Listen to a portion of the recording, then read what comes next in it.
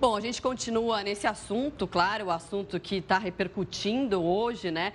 O arquivamento da denúncia contra o presidente Michel Temer. A gente conversa agora com o cientista social, professor do Mackenzie, professor Rodrigo Prando, que está com a gente por via Skype, né? Professor, tudo bem? Bom dia ainda para você. Então, a gente já era esperada essa vitória do governo, né? Só para a gente relembrar aqui, foram 492 dos 513 deputados que votaram, 263 a favor do relatório, 227 contra e 2 abstenções. O que você acha? O governo sai fortalecido? Vai ser capaz, por exemplo, de colocar as votações da reforma em prática, conseguir aprovar essas reformas? Muito bom dia, Marcela. Bom dia, Tainá. Bom, o jogo foi jogado e a vitória do governo era esperada. Eu imagino que, no caso, a questão principal é que talvez ele esperasse o governo Temer e talvez o Eliseu Padilha uma votação mais expressiva a favor do governo. Não foi isso, mas certamente hoje o governo respira um pouco mais aliviado, comemora esta vitória que, inclusive, vale ressaltar, pode ser uma vitória muito passageira, porque, como já bem colocou o Rodrigo Janot numa vez, que enquanto houver bambu haverá flechada. Então é provável que novas denúncias ocorram e, claro, no Brasil o campo político, eu já afirmei algumas vezes aí na Record News, ele está em compasso de espera. Quem tem pautado, infelizmente, a política brasileira não são os políticos, mas é o judiciário, são as investigações na justiça. E se ocorrer uma delação, por exemplo, de Eduardo Cunha e Funaro, que leve o Temer novamente para o centro do furacão, isso pode atrapalhar muito até abreviar esse mandato que já é curto. Mas, no limite, as reformas podem sim voltarem à pauta e ele pode ter força para isso. Agora, vale pensar que depois dessa votação, da liberação de tantas emendas, de tantas verbas, aqueles deputados que tiveram aí a sua boca assolada pelo mel do poder, né, do governo Michel Temer, provavelmente vão novamente precificar esse apoio e cobrar um pouco mais em termos aí de cargos e emendas para que isso prossiga. É isso que eu ia te perguntar, Tainá, aqui falando, Prando, com você agora, sobre essas liberações de emendas, essas promessas que foram feitas até de última hora ali no desespero. A gente viu o secretário de governo, o ministro Antônio Embaçaí, no plenário discutindo a liberação de emendas com deputados que estavam indecisos e deputados que se dispuseram a votar a favor do presidente, em troca também de cargos no segundo, no terceiro escalão.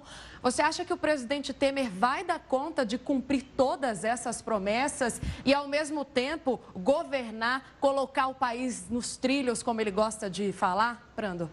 Bom, Tainá, se não cumprir a promessa, aí fica difícil, porque, novamente, outras denúncias. Ontem mesmo, enquanto a votação ocorria, chegou a informação de que Rodrigo Janot incluiu o nome de Temer no chamado quadrilhão do PMDB. Então, outras denúncias virão.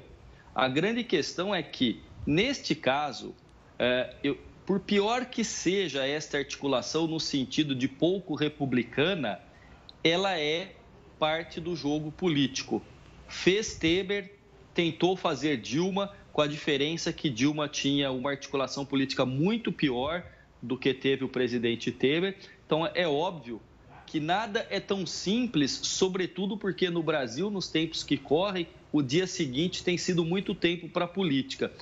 Se acorda às 6 horas da manhã, pega o celular e dá uma olhadinha para ver qual operação da PF está na rua, quem foi preso ou quem foi denunciado. Então, isso deixa sempre o governo Temer de sobreaviso. Agora, é óbvio que se não cumprir o prometido, ele vai ter problemas futuros, seja na votação da reforma da Previdência ou até mesmo se uma nova denúncia chegar. A grande questão é a seguinte: não tem deputado que foi ontem para a sessão, para o plenário, indeciso. Ele só não declarou o voto, obviamente esperando melhorar a sua condição de barganha com o governo. E quando se atingiu a votação que já barrava a denúncia, portanto não havia mais perigo, neste caso específico, do governo ser julgado, né, ser investigado pelo STF, muitos que provavelmente estavam com Temer passaram a votar contra o governo, até porque com isso talvez pensasse ficar bem com a opinião pública. Tainá. Professor, só para a gente já encerrando, a gente teve então o PSDB literalmente rachado ontem, metade do partido, 22, votou pelo arquivamento da denúncia e 21 votaram contra a favor de que a denúncia prosseguisse, né? Você acredita que o governo Temer, nessa situação frágil e querendo colocar reformas em pauta, faça retaliações a deputados? Desculpa, Marcela, PMDB ou PSDB? PSDB, perdão.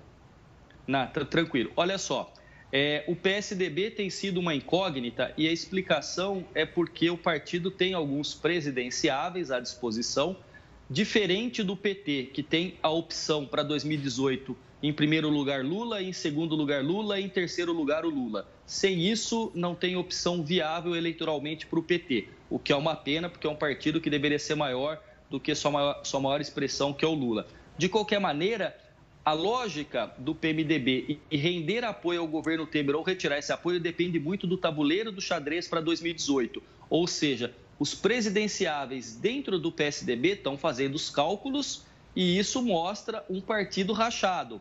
Aquela tucanagem mais vetusta de alta pluma no momento quer ser retirado do governo, alguns outros por terem cargos no governo, no primeiro escalão, cargos importantes, inclusive na articulação política, permaneceriam.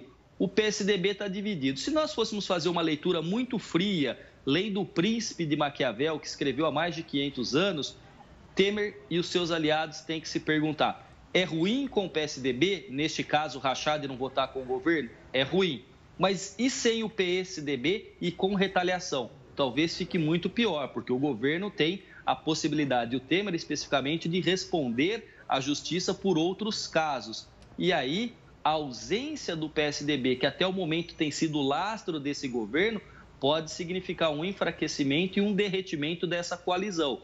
Vale ressaltar que o papel hoje que o PSDB joga no governo Temer é o mesmo papel que jogava o PMDB no governo Dilma. Quando o PMDB se retira do cenário e passa a se opor e colocar o impeachment como algo concreto, o governo Dilma derreteu de vez. Professor... Se o Temer fizer uma manobra... Pois não, desculpa, pode falar. Não, só para a gente encerrar, a gente tem uma virada aqui, a nossa virada de rotina. Perfeito. A gente pode até continuar conversando depois. Obrigada, nesse momento, pela sua entrevista. Daqui a pouquinho, então, a gente volta ao contato. Obrigada, professor. Prazer, de nada.